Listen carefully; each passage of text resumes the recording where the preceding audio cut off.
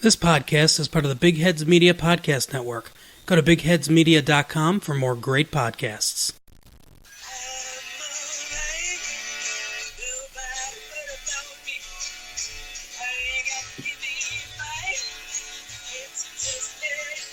Ladies and gentlemen, welcome to the From the Back Tease podcast, a podcast from the Back Tease. I'm your half-host, Jerry Lou, and with me, as always, is our founder and other half-host, Zachary Pencer. ZP, how you doing today, buddy? I'm doing pretty good. How about you? I'm all right. Don't nobody worry about me. We had a tremendous U.S. Open. It's been a great month, week, year in golf so far. Zach, what do you want to talk about today first? So, I guess we'll get right into it, or should we tease our next week's episode? Well, you know what? You're the podcast expert, so. I'm a podcast listening expert. In terms of production and engineering, I feel like we get better every week and every day. And ultimately, I'm embarrassed at how I can't keep teasers down. You know, I get so excited. I mean, things happen where I'm.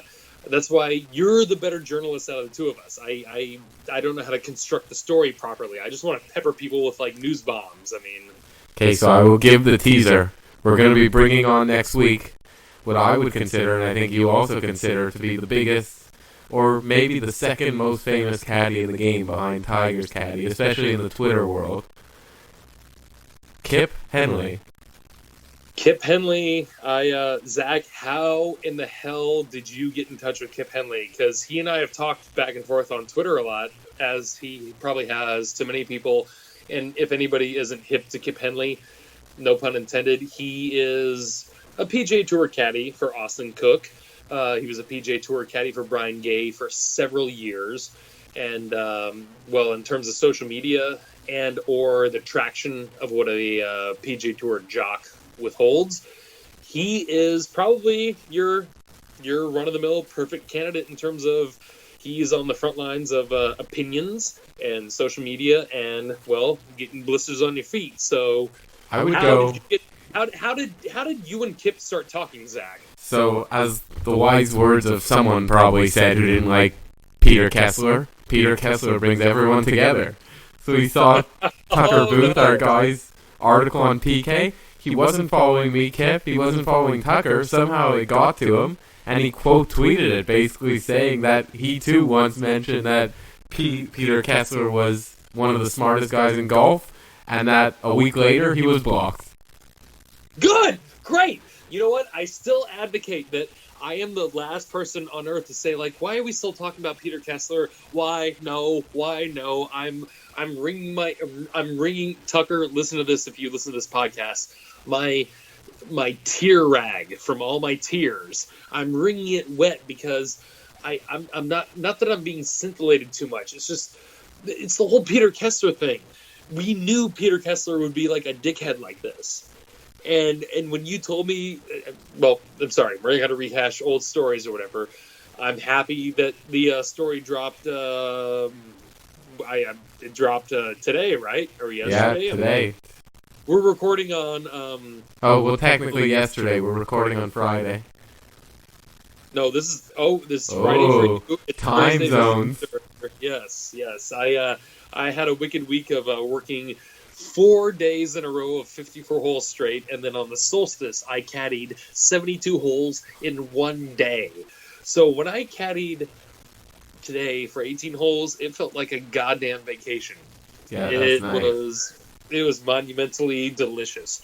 So I missed out a lot of. Sorry, Tucker, if I missed you on our Twitter group chat or whatever. He's got a lot of great takes going on right now, and I missed a lot of them. I hate to say it. It's just.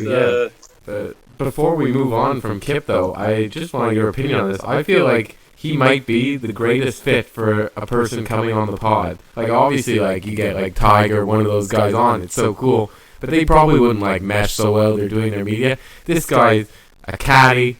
We got Jerry Lou, the caddy. This guy's all about jokes, and he says what he wants, and he's all out there, like, be yourself. Don't just say what everyone wants you to say. Like, this fits right in. I appreciate that, and I really hope that any of our fandom will stick in the trenches to see out this interview. But to be fair, I've heard interviews of Kip Henley's big enough. I've heard him being interviewed on podcasts before. Like I hate to like anoint a jock with like a celebrity halo, or so to speak, or whatever, because it's like the most working class thing, so to speak. But Kip Henley is probably our poster child for your tour experience or your tour opinion or whatever. And as much as I'd love to talk his ear off, or I'd love to buy him a beer, or I'd love to be in the same room with him if we were to get him on the podcast, which is happening soon, I will cede inside all my verbal disposition to just letting the man talk, because I've heard him talk. I think I forget who the podcast was specifically with. I don't think it was No Laying Up. It was I think it was with. Well, it doesn't matter. But he was busy driving to Home Depot to get like deck furniture for him and the wife. And because he was still talking to them on the podcast, like through the phone, she kept calling, asking about the deck furniture. And he's like, I gotta go, because the warden is, she's asking about the furniture, and I gotta get, you guys, I gotta get. And so, I mean, he's just an everyman. That's the best thing. He has, and I'm not going to say this, I'm going to say this in terms of how most people skew in terms of America, but he has some terrible, terrible political views. That's not me talking. I find myself highly conservative, more so than anything else, but not entirely. Like, there's a lot of blending ground in terms of, like, give and take on humanity, so to speak. And without labeling him as such, Kip Henley is, and I think a lot of Americans would appreciate this, and if they don't, we'll get over it. Kip Henley is what we call in America a good old boy. And I will say that to him in the podcast. That'll be like the one thing I will say him. That will be the one, like, if I want to be controversial or whatever, I'll throw a barb at him or whatever. You know what? Maybe I'll ask him just to see, like, hey, people from your neck of the woods, of your ilk or whatever, being called a good old boy, how does that feel? Because when I lived in Maryland, United States, that was very far north in terms of the quote-unquote southern atmosphere, where they didn't like being dubbed southern, yet they acted freaking southern so much. But that's another, no, we could do a history podcast another time, Zach. As may well we should. All right, yes. Well, tune in next week, then you'll get the great interview. Fair is fair. So we have Kip Henley coming up on the podcast, but also, you gave me another great nugget. Alan Shipnuck is coming on this podcast too. We expect him to come on. He's on vacation living the good life, but I think we're going to have him on pretty soon. We're making it. Whether we are, like, you know what I like to think of is, we're not trying to become the next power plants or next, like, new type of electricity out there. What we need to do is build substations, and that's relays for electricity. And that's exactly what From the Back Tease is we just take good golf information and regurgitate it back to you. Sometimes it's opinionated. It's basically always opinionated. I was going to say, it's just like, well, it's always opinionated. The reason why we're making this podcast is because people didn't fit in our vein. And there's a lot of people in our vein who won't speak up, and that's why we're doing it. That's why I hate Barstool. That's why I tip the cap to No Laying Up. But at the same time, there has to be something in between.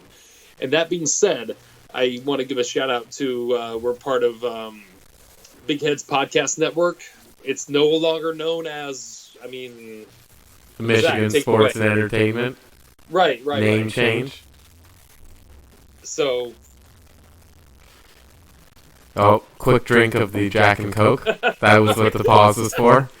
For those at home who can't see. To be fair, we do our best to know our banter and know our proclivities back and forth. And that being said, Zach and I have never, beyond Skype or a FaceTime or whatever, have never really talked in person before. So this is all we have to work off of in terms of talk show co-host personalities. So I'm sitting over here, like, chugging down a Jack and Coke, and I'm, like, pointing at him to, like, oh yeah, rewind the news. Go ahead, rewind the weather. Hell yeah, go ahead. And he's like, no, it's way funnier if I talk about it. People love a good Jack and Coke story. Look, I have a problem. It's on the record, and or not on the record, but either way, Big Heads Podcast Network. We are really, if we're so long as we're still the golf podcast for them, we will still maintain being from the back tees, driving that ball the farthest. And also, I want to give a quick shout out to the Dingers Pod. Those crazy cats from well, it has to be Toronto, because they were bragging about the GTA, which, as I said, is not Grand Theft Auto. It's the greater Toronto area. So God bless them. But Ty Childs or Childs or sorry, Tyler and Matt Smitty. I was pleased enough they had a podcast recently where they had the top 10 fantasy team names all time. And I remember when I was scouting for them a couple months ago, I just threw one out there and they loved it. And I had no idea when they made a podcast that they made my team name the number one fantasy team name they heard all the time. And I asked you what it was, and you told me I had to wait, so this is the moment I get to hear it. Now, to anybody who's listened before, if we happen to vamp drunkenly or on my behalf earlier, I apologize. But I've always maintained that when you draft a fantasy team, you have to make your fantasy team name be based off of the first or second round pick that you picked. Those are the worst kind of people. No, somewhere over the Dwayne Bowe, that was you. It's the most. No. That is the most appropriate kind of people, sir. No. Were you the guy who picked Dwayne Bowe every year in football just to have your name somewhere over the Dwayne Bowe? Oh, see, now I see what you're saying. What we're supposed to do is draft your team, regardless of fantasy sport, for success. And then you take what your roster is and make your team name out of it. And therein lies the true genius and difficulty. And one year, I don't need to say the year because it was a long time ago and he's been highly irrelevant. But when it was written down, you had to read it and say it out loud. But essentially, I drafted Troy Tulowitzki in the first round, and my team name was Tulowitzki to the wall. To the and wall. I'm not going to repeat the rest of the lyrics. That is good. I give you that. That only applies to so many people who listen to a certain type of music of a certain age, but... I hope that was when he was on the Rockies, not the first year he went to Toronto. It actually was the last year or two he was on the Rockies. Okay, so he crushed. He mashed. That being said, I really appreciate Ty at Dingers Pod, and he's at Tourney Boss on Twitter. Those guys are wonderful. They're Canadian, which I'm learning that, as I already knew growing up, that all my favorite smart and funny people in this world are from Canada. It's true. And then I met Zach Pencer, and here I am on this podcast. It's so true. We are pretty good. Describe it any further, but they have a great podcast called Dingers on Sports Travel Radio Network or whatever. That's the subscription or whatever. But that being said, I love baseball. I love fantasy baseball. There's a zillion podcasts out there to pick. And I'm sorry, Big Heads Podcast Network, but Dingers Pod is the only baseball podcast I listen to. And that was it in terms of the housekeeping for me, Zach. Anything else you want to talk about before we talk about the U.S. Open at all? No, I say we go right into it. So the U.S. Open happened this week at Pebble, as everyone knows. And we almost had a back-to-back-to-back champion. But good old Gary Woodland held them all. Good. What do you mean by good old Gary? Good old Gary Woodland. I don't know. I feel like when you win the U.S. Open, you just go by good old Tiger Woods. Well, careful. We could say the same thing about good old Jim Furyk, because whatever year, and I know everyone's punching their dashboard and me saying this, whatever, he won the U.S. Open between 2004 and 2007, and I'm a U.S. Open expert, and I'm miffing on this, but that's because a lot of great... I can name a lot of great one-time U.S. Open champions. I'm going somewhere with this, Gary, if you're listening. Good old Jim Furyk. But of all the other one-time Masters champions or one-time PGA champions or one-time British Open champions, I feel like they're more forgettable or run-of-the-mill or maybe lack of a better story or whatever. But like if you win a U.S. Open, like that's why I was putting so much emphasis on it. It's like that's the one tournament you win. That's why Hale Irwin hasn't won dick, but he's won 3 of those. I mean, just one of those. The U.S. Open means so much different. Did you hear what Gary Woodland did with the cup in terms of drinking? That he chugged out of it? Well, right, but now, as we all know, when you have the claret jug or the Heisman Trophy, you pour stuff in it, you drink out of it. God forbid, you need a ton of penicillin to go with it. But the U.S. Open Trophy, we always know as a cup with a top to it, like a tea kettle or whatever. I've never seen it separated in pieces until, and I don't know where you folks can find it on YouTube or whatever, but sometime when it might have been when Hogan or Nelson won the U.S. Open, but Sam Snead took second, and they were sitting there behind the winner's table joking about it, and Sam grabbed it, and they were wrestling with it, but they were jumping in and down, joking for a second, and as Sam was joking, hugging with it, I saw the top kind of cave in for a second. I'm like, oh, it's like a tea kettle. It's like a little silver teapot. Okay, great. So I guess evidently Gary Woodland heard he can drink out of it, and much like on Zoolander, where Ben Affleck and Owen Wilson were trying to find the files in the computer, they didn't realize where the top was, and it was on record that those two maniacs tipped the cup upside down onto its base and drank out of the base. And then, once somebody told them on the internet or whatever, drank out of the proper part of the cup. I think Jordan Spieth was the one who told them this is how you open the top, and then drank out of the top too. That's hilarious, because I've never heard of any pro. I've heard of pros breaking the U.S. Open Trophy more than drinking out of it. Now, I've heard drinking out of the claret jug before, but not drinking out of the U.S. Open Trophy before. I mean, Zach, have you heard anything about this? No, I haven't heard anything about it. That's great, though. Respect to him. What's your best Heisman story in terms of, where was the best place the cup went, or who put their, butt in the cup most? I mean, what do you got in terms of best, trophies to drink out of stories? The greatest trophy to drink out of. The greatest trophy to drink out of is unanimously. If anyone argues this, they are wrong. It is not an opinion. It is the Stanley Cup. Fact. Oh God, I'm sorry. That's why everyone's hitting their dash. I keep saying Heisman. Stanley Cup has been the words I've been trying to use the whole time. I keep saying Heisman. Yeah, I was thinking the Heisman's a bit odd to drink out of. You couldn't get much. You know what? He doesn't even have the pose to hold a Dixie cup worth of drink in there. I am so sorry, folks. The Stanley Cup. Okay, let's rewind. Yeah, that's why I was so happy to see, people can drink out of the claret jug. People drink out of the U.S. Open Trophy with the top off. But the Stanley Cup, I am so sorry. Is the greatest thing. We just lost, a good 2 minutes of pod right there. I am so sorry about it. Oh, it's great. You're going to get people tweeting at you, It's my favorite part. Nobody, you know what? Nobody follows me from this. If I mention Tucker Dale Booth, at Tucker Dale Booth, and then they follow him, then he follows me. That guy's a social media guru. Woo! Yeah, that guy crushes it. But yeah, the Stanley Cup is where it's at. Everyone needs to follow them.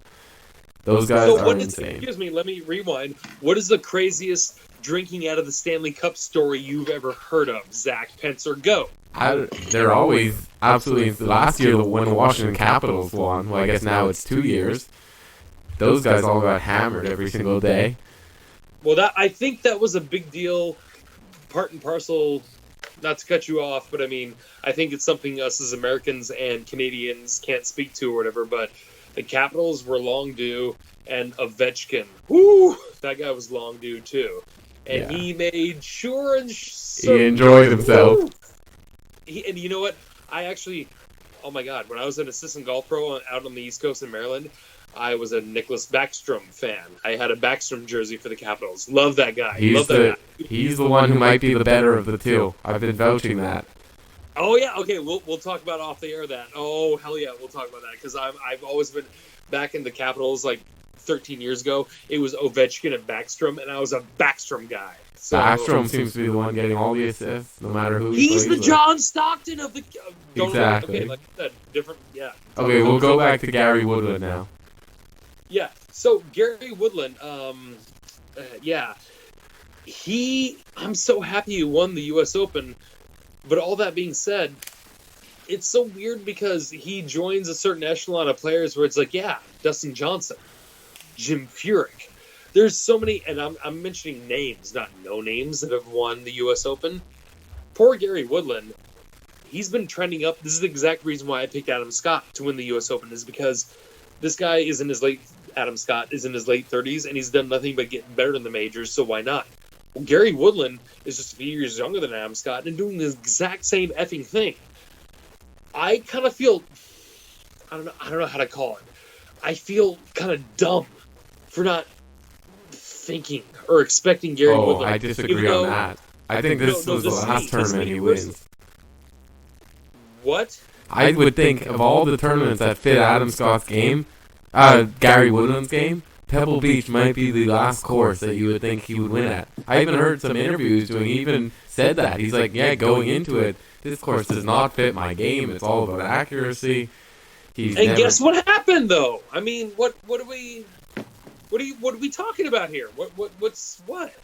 Well, Gary Woodland's not known for being an accurate player, and somehow he tore up the course. Okay, what is Gary Woodland known for? I didn't look it up. I don't have any stats. I'm sorry. I'm having some indigestion, so I can't talk and breathe at the same time. Okay, yeah, we know he's good for bombing it. What do we have? I can break down his swing. I can break down his muscular pattern right now because that's the things I can do. I'm not a stat guy. I don't know the right websites to look up or the right things to follow in terms of stroke gained or whatever. And I'm not asking you to do it right now. But I'm asking what Gary Woodland hasn't done dick different to his game in 8 years. That's what I'm wondering about. And you know what? Neither is Dustin freaking Johnson. And who cares if he doesn't win majors? Dustin Johnson is top 5 earnings all time.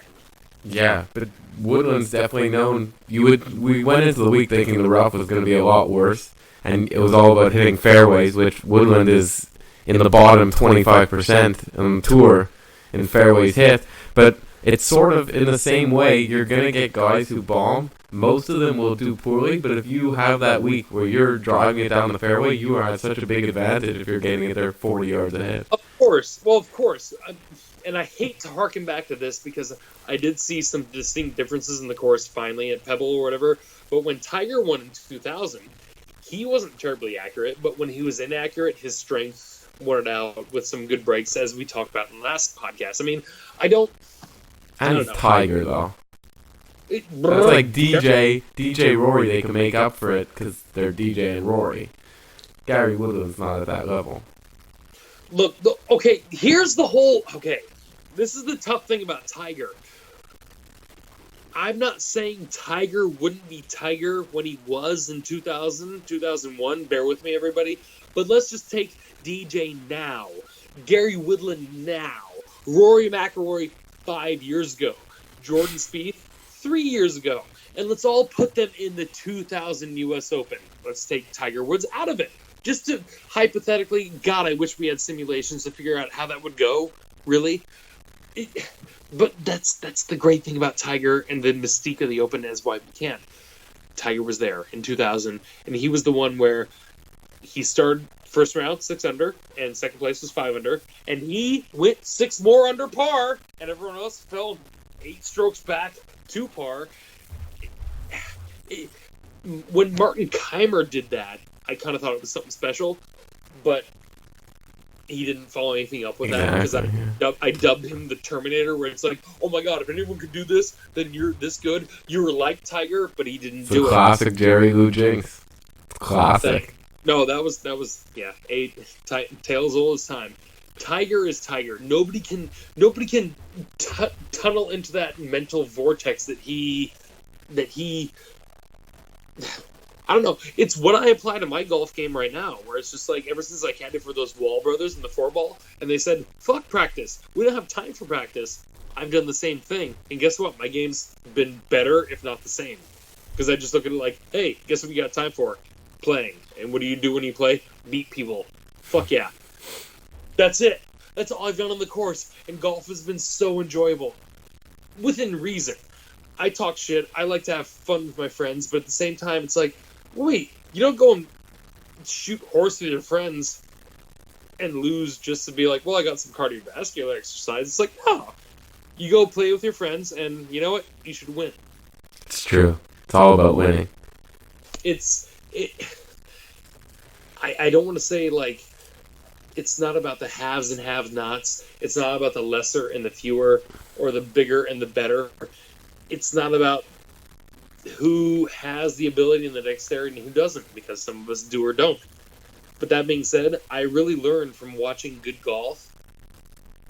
It's the Brooks Koepka thing. Anytime I see somebody slow in front of me, I just think to myself, play better. As some of you people might have seen my tweets at JerryLouLooper1 on Twitter, you might have seen I've been bitching constantly about, like, look, I'm not a good golfer, but god damn it, play faster, play better, something. They're just kind of like, oh, some people struggle less, take a lesson, do push-ups, something. I don't know. Zach, what do you think? I mean, look, I don't mean to harp on you, because I know you're a decent golfer and you do what you can. But, I mean, I'm not trying to... I wouldn't try to be such an asshole if I didn't think whether I would beat you by 20 strokes or not. You would. We would still go around the course in the same amount of time, right? Oh, I would beat you for sure. I'm a very fast player. I just go. I would win that. If there was a golf tournament where it's just first one to get done wins, I might win. I think that's because Canada only has so many hours of daylight. That's so right. You know that you have to beat it. We just have to get it done. Oh Jesus! So what did you? I gotta ask you though. What did you like from the Open the most? I mean, what was your favorite thing? I would say originally I was actually rooting for Koepka to win to go for the three-peat. But then after Woodland won, I was sort of very happy for him. It's nice seeing the guy win for the first time. It's so much more life-changing for them. Like, Koepka, obviously, it would be great for his legacy, to win. Who knows how many he'll win. But to see someone win for the first time, it's so much more, important to them. And for some reason, after the U.S. Open, it always seems to be the best, Mother's Day or Father's Day ending. Like, every single time. With the exception of Phil Mickelson in 1999, but go on. Like, he had the greatest story. I don't know, for people who knew, I think his wife, a couple years back, had, she was pregnant with twins. She lost one of them. One was born, prematurely. And then now his wife and son are home, and she's expecting identical twin daughters right when he goes on to win. It's like... It seems to always happen this way. And he came out with that girl, Amy, that happened a couple weeks ago, or a couple months ago, that keeps coming up. He seems like a great guy. I don't know, maybe he's not, but as far as I can tell, he seems like an awesome guy. I would say, in terms of a guy who we still can't tell what his personality is, or where he stands, or whatever, everything he's done so far has been picture perfect. Yeah. I mean, let's just pretend Gary Woodland and Ricky Fowler have traded places in their lives. The same thing would be happening right now. I'm not besmirching anything. Gary Woodland, for all the things we can assume about him, I can't get on board with, because I saw right away that FaceTime he had with I forget Amy's name. Amy Brocker set. I don't want to. I'm not gonna. Not that I don't want to promote her website or her account. I don't know the exact enunciation of her name, but yeah, we won't butcher it. It's that very nice girl with Down syndrome that he befriended and played with on the 17th hole at the Waste Management Open in Phoenix, and he gave her a FaceTime after winning. And you know what didn't sink in really with me was I saw the FaceTime video, and it was cool. I watched it, and it was enjoyable. Her and her mom, it was beautiful. Every single thing I see about Amy, I learn a little bit more, and that's wonderful to see things growing about the game. But then the thing that got me really, and not to say, and a lot of people could take this in a pompous aspect or view or whatever, but I actually the next day saw, and even though I wouldn't have done this or I wouldn't have promoted it, but I saw it and I liked it. People were taking videos of Gary with his hands on the trophy doing the FaceTime to Amy, which is fine because it was wonderful. We all saw the FaceTime video, but there's so many people sitting here going I'm the one videotaping him FaceTiming Amy. They weren't saying that, but it was nice seeing the screen footage as we saw, and then to see kind of what the context was, because you don't know if he's sitting in a tent with 15 corporate sponsors around him or whatever, or if it's just him walking to his car and he's like, oh wait, I forgot, I gotta FaceTime this girl real quick or whatever. And when I saw the video, and it was exactly like 24 hours later, it was with him with his arms draped around the U.S. Open trophy, which still doesn't have a freaking name, that cup. Just sitting there saying, like, hey, I couldn't have done it without you. It doesn't get any better than that, does it, Zach? I mean... No, it was awesome, yeah. I saw that video also, like, from the third-person view. And you know what? That's something I can really attribute to... I know how the 21st century and technology and media exposure really beats people up in terms of overexposure. This is one where media worked itself out in terms of all the dominoes fell in the proper way. And I really enjoyed that. I mean, it was one of those things where if it didn't happen, we would have thought about it. But I mean, if it didn't, and we were smart enough, I'd be like, "Oh wait, why didn't that happen?" Because that and he played one hell of a round. It wasn't like they gave it to him. Brooks even said something. He was never going to catch him. Yeah, and by the way, I just wanted to mention before we move on from the U.S. Open, I was only in our pool, and I did my girlfriend's pool at her office. And that was, well, since they gave us first pick, I picked Brooks. I mean, I'll just sum it up in short. I picked 4 people to win the U.S. Open, and my worst pick was Rory at tied for 9th. Without making a winner, this might have been my best major. That's our style. That's what we do. No, my style is I pick Matt Kuchar, and then he just like gets diarrhea and withdraws. That's my style. No, we don't pick winners. We got that. Well, clearly you don't pick winners, but I picked 4 people, and they didn't win, but they took 2nd through 9th. Incredible. No, it's, well, between Ron Mintz and Alan Shipnook and all our... Am I pronouncing that right? Yeah. You know what? I've heard he's controversial, too. I heard some people don't like Alan much. Probably. If they talk to us, they're probably controversial. Who are we kidding? Oh, well, I appreciate you making us sound big. I like that. we get enough people who are mad at us, so... Evidently. And speaking of people who are mad at us, I mean, we just dropped a big piece on the website, right? I mean, what... oh, yeah, it's true. We could get into that. So, we dropped our big... Tucker spent... I give him credit. He spent a good 2 months working on this piece on Peter Kessler. It started off as we were just a pretty small website. We found a guy who was big in the golf channel. He was willing to talk to us, so we'll take it. Found out all of it was nonsense. Turned it from a promotional piece, not a promotional piece, but just talking about his life, to basically talking about the ups and downs of his life, which still wasn't going to be trashing him. Then we got some threatening Twitter messages. It all became great, so you really have to go read it. It's on my Twitter, basically everyone's Twitter on the website. But ladies and gentlemen, if you know who Peter Kessler is, I've actually dropped this name to a few people before. Like, I've caddied Zach for a lot of people, and we've gotten some new fans lately. Shout out to all you new listeners at From the Back Tees.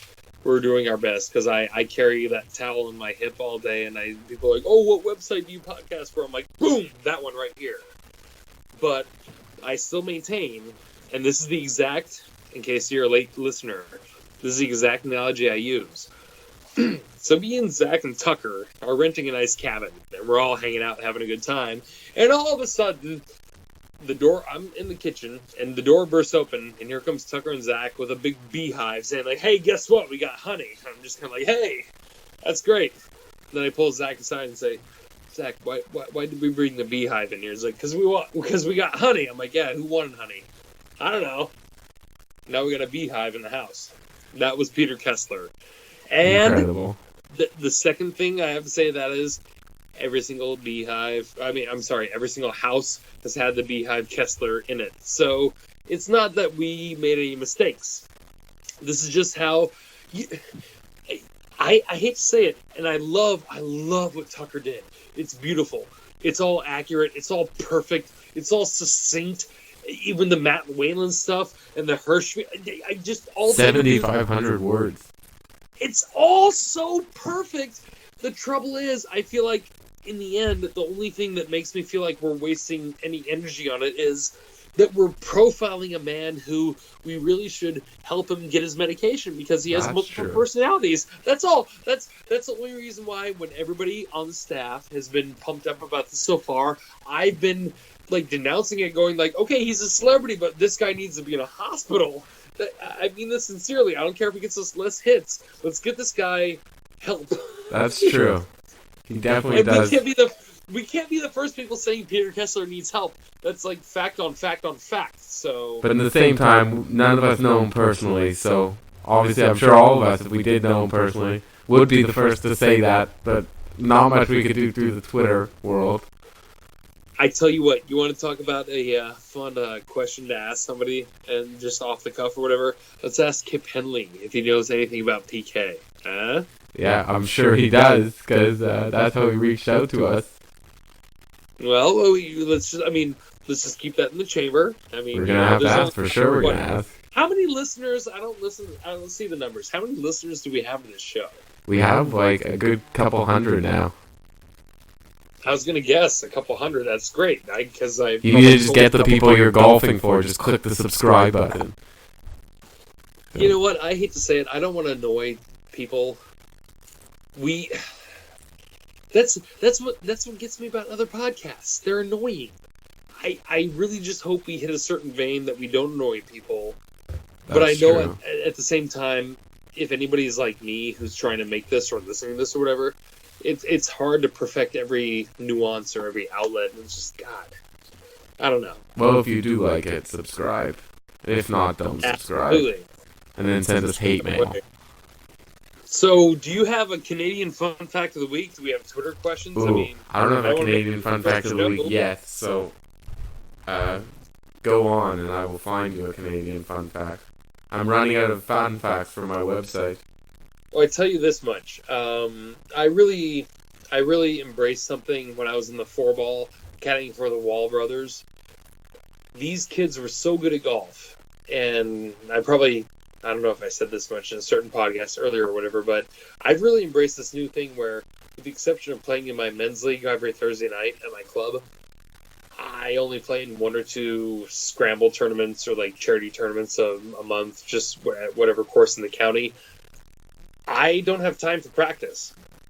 And y'all can send me all the Allen Iverson like practice, like memes and GIFs and germs, all you want to.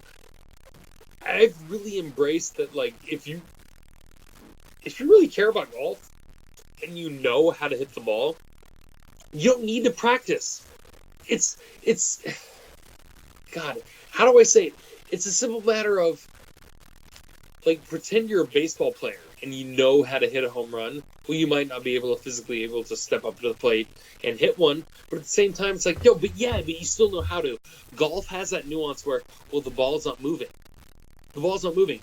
I've adopted in the past, 12 months, a new stance, literally, where I always thought, I'm turned 35 at the end of this year, so I've been playing golf for 30 years.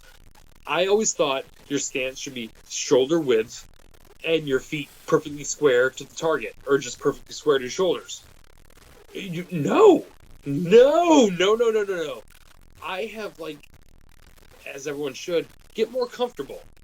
Keep posture, keep playing, keep your hands forward and keep your hands proper. But at the same time, my feet have gone in several inches and I splay my feet out a little bit. Kind of like I'm like somebody standing at the sidewalk waiting for the intersection to change. That's exactly what it is. And then I just position the ball properly, shuffle a little bit, take a deep breath, and next thing you know, I'm like, oh, guess what? I'm not in golf stance. I'm in a normal stance, and I need to relax. Otherwise, if I swing too hard, I'm going to run out of my shorts here.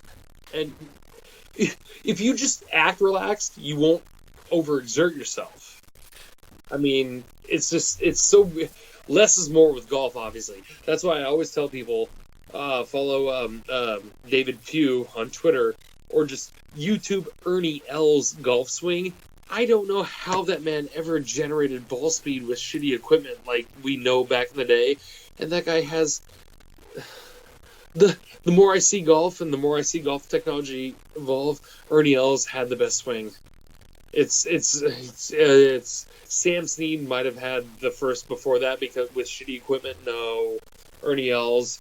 Because Zach, isn't it easier to swing half as easy as we all do, but we don't? What do you say? It's true. Bryson DeChambeau swing. That's the swing. I'm vouching for it. But why don't we do it? Why don't we do it? We should. No one listens to me. Jerry Lou Looper 1 on Twitter. Why don't we do it? Why don't we do the easier thing? Why don't we make it 8 parts instead of 9 parts? Why is golf so humanly, so artistically, so individually fucked? People are difficult. They want everything to be more difficult than it has to be.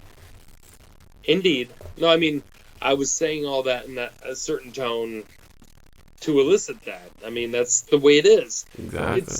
That's why I always, like, golf is a sport, and we do sweat when we do it. But that being said, I often apply an artiste brush to golf because, well, 2 words, Bubba Watson, right there. The way he makes his grip, the way he makes his shot choices, anyone can do that, and you know what? If that suits you, that's the way it goes. Yeah. Nobody's telling you how to put the oil on the canvas, so put it on. Do it however you want. You just have to get the ball in the hole. That's what she said. So off the top of your head, okay, I got a Canadian fun fact for you, but you probably already know it. But I mean, let's hear it. Happy Gilmore was filmed in Canada. I actually didn't know that. Where in Canada was it filmed? Oh, Christ. Well, I gotta go dig up the old DVD and listen to the commentary. We'll know next time. Yeah, Happy Gilmore was filmed in Canada, and that was the only reason why they said that was because Adam Sandler said when we were off camera we used to chip for cigars. That was about Adam Sandler, right? I got my Canadian fun fact of the week. I had actually found a Canadian fun fact that I was going to use, but I'm not, and I'm going to use the one that I just thought of. Do you know what happened tonight? There was a big thing in sports tonight. It is wait. I'm going to guess. It is the only night where no professional sports games were played. Wrong. It was the NBA draft. There were baseball games. Oh, fuck that. This is the draft. That's easy. You're like, I'd never in the NBA draft, not 1, not 2, not 3, but 4 Canadians were picked in the first round. Go on. Tell me more. That's basically all I got. That's all. You're looking at a website or something. No, that wasn't from a website. That was just off. I saw it on Twitter that 4 Canadians were picked. Well, fair enough. I locked myself in a room to the pot of silence, as I call it, in here. Yeah, so Canadians are on the up and up in basketball. And Canadians should be on the up and up because they are the better versions of Americans, but with worse weather. So it's all up to you guys to move down here, or all up to us to move up there and stop bitching. It's true. That is through and through. So, Zach, this might be our first short show ever, but anything else you want to talk about? I mean, I have notes on the 4-ball, but I mean, as much as I want to talk about it, or the solstice, I mean, do we have a second to talk about, like, I learned a new amount of golf you can play in a day? Oh, yes. Tell us. The new...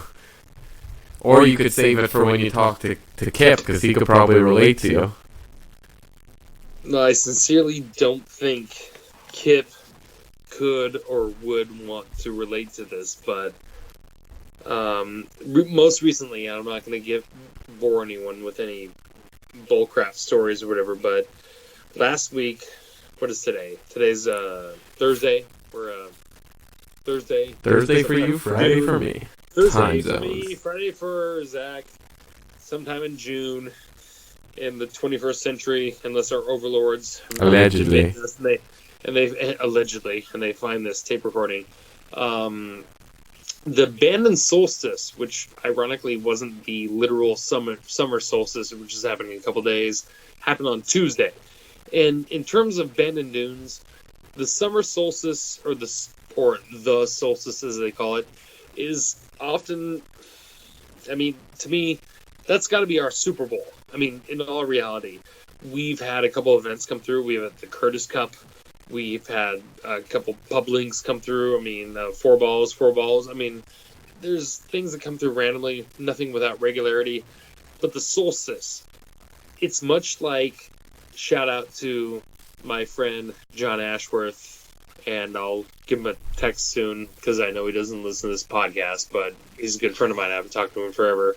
From Ashworth Clothing and Linksole, or whatever. He is the proprietor of Goat Hill Park in Oceanside, California. The solstice is the day of the year where they do the 100 holes of golf, where they just have a marathon of golf, where Bill Murray, Mark Wahlberg, Adam Scott, the golfer, not the actor, just all sorts of people just show up. It's just like the who's who of like the northern San Diego County shit show, whatever. That being said, at Bandon Dunes, the solstice, I've been told, has been, the whole point is, it's the most hours. It's the most hours that the sun is up so you can play golf. When I grew up here, it's kind of funny. I didn't really think about this too much. Zach, the solstice was paintball day. Okay. That's when, oh my god, we can go paintball out in the forest, in the jungle or whatever, until like 9 or 10 o'clock at night because the sun was still up, so you could still, like, you know, we didn't think golf or whatever. We just thought, like, hey, this is activity, like hunting day or whatever, but hunting people, whatever. So, I'm not to bury the lead, but the solstice for Bandon happened on Tuesday. The week prior, I was assigned a 5-day job, and these turd wipes came in an hour late on Monday of last week. So they teed off at like 5 p.m. and got 18 holes in, and then proceeded to Tuesday through Friday, unless you follow my Twitter account and don't see my commiserating, played 54 holes on Tuesday, 54 holes on Wednesday, 54 holes on Thursday, and 54 holes on, what's after that? Just Tuesday through Friday, 54 holes, 216 holes. Way too many. Days. The most golf I've ever played in one day, I played my ass off, and my friend Spanky, Paul Cecil, whether you listen to this or not, you're going to listen to it. Paul Cecil, Spanky, your ass. We could have played 54 holes, but he quit after 45, the little dick. That being said, I played 4 rounds of 54 holes with these guys, and halfway through the job, I found out that they're like, hey, Jerry, you're working the solstice. Guess what you're working? 72 holes in one day. That's too many holes. It doesn't, oh my god, Zach. I can only deal with 3 holes at a time. Here's the equivalent. He doesn't get it, for those listening. This is the equivalent, and it breaks my heart to pieces. No, I'm with you, dog. The equivalent is like you've never run a 5K in your life, and you're about to run a 5K, and right in the middle of running a 5K, somebody tells you tomorrow, you got to run a 10K. So, I hate to say it, that 5K, I like to think there's satisfaction in everything we do for a living. There really is. Truly is. There's everything worth your caloric burn, your effort, your everything to do something or make something. When I got that job assignment in the middle of the 4-day stretch, it crushed my tiny little soul to pieces. And I didn't know what to say. So that's, sorry folks, in terms of filling time, that was my week. And right now, I'm on a 3-day, 18-hole-a-day job that, even though it took 5 hours today, which was dog dick, it's okay. These guys are great. That was an all-time story. Thanks. I can't tell if you're patronizing me or not. That was good. You were very passionate about it. hopefully that's the only thing I can be passionate about my job. I mean, I only share that story because I've shared parts of that story to people, and they say, "Oh my God, you did what?" Yeah, that's not normal. As people saw on my Facebook per se, I typed in one day. I said, "I walked 102.3 miles this week. What did you do?" And then somebody said, "Oh, I walked 2,879, but I have 2 kids, so sorry, LOL." And I was just kind of like, "Oh my God, that's a lot." But then I went and did the math and be like, "No, stupid, you're counting steps." And let me go back to how we're all different height and all our steps are different or whatever. Why are we clinging to steps? I think the metric to imperial system is kind of flawed, so to speak, in terms of how we have to butt heads on that or whatever. What's the steps fucking bullshit coming into play? This makes no sense to me whatsoever. And then all of a sudden, my phone says I climbed 80 floors, and then my golfer today said, "Oh, I climbed 120." What the hell's our phone telling us? This is bullcrap. Terrible, just terrible. Anyway, I'm sorry. That was incredible. That was an incredible rant on the metric system. I will never rant on the metric system. The metric system is... You will rant about the metric system. Careful, you hooser. The metric system is awesome in every single regard, except I would rather hit a 300-yard drive instead of a 280-meter drive. That's only thing that I like about it, and because I'm a golfer and I'm American, that's it. That's very true. So, Zach, is there anything else you want to talk about before we wrap this up? I think we could sign off with that. We'll get this thing up ASAP. Get it to the people. We got Peter Kessler interview on the website. I mean, what else is coming up on the website? I mean, we got Alan Shipnuck coming up. We got a LPGA preview article coming tomorrow for the major this week. That's absolutely right. And do you want to know who I think's gonna win? What? Do you want to know who I think's gonna win the LPGA event? Yes. I don't know how many people are listening, but I'm gonna go with someone named Lee. For sure. Oh no. For sure. Oh no, that's too bad. And you know what? I have no pick, but I will totally support and back up any winner named Lee. Or Park. Hey, whoa. That's the other 8th. Yeah, exactly. Listen, hey. Just because we're about to become friends with Hank Haney doesn't mean you need to be Hank Haney Jr., okay? That's true. I do appreciate his sense of humor, though. We can stay between the lines and still report things. That's true. All right, Zach, is there anything else you want to talk about? No, I think that's all. All right, well, I'm Jerry Lou, and there's ZP. And we're out. Oh, play the music. Oh, it's coming. It's coming. It's coming.